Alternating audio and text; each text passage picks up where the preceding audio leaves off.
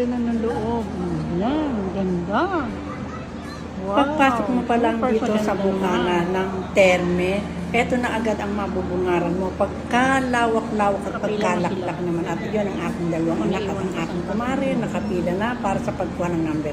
At ako naman ay abala sa pagbibideo para makita nyo ang kabuuan at kagandahan nitong terme dito sa Bucharest, Romania.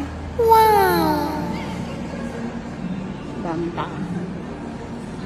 At ayan nga sila, nakapila pa. Tingnan nyo naman ang ganda nito. We are together, yeah. At ayan, malapit na kami sa pila. Kukunin na namin yung number para sa pagpasok namin sa loob. Kailangan namin yon para mabigyan din kami ng number at syempre yung tsinelas na gagamitin sa loob.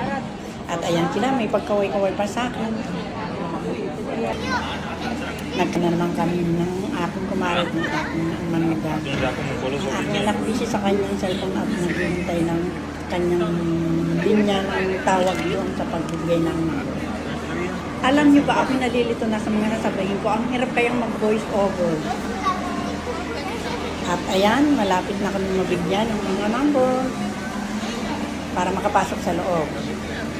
Ayan, napatigil na ako, hindi ko na alam kung ano pang dapat ko pang sabihin. At eto ang naging number ko at tsinelas na gagamitin. Hanap namin yung aming mga locker. Oo. At eto nga kami ng kumari ko. Dire-diretso lang kami ng lakad-lakad. Tapos liliko, lakad uli hanggang sa mahanap namin yung aming mga number na nasa 1,000 plus po yung aming magiging locker. At ayun nga yung aking anak nasa pinakadulo na. Kaya hanggang dito lang. Thank you for watching. Bye!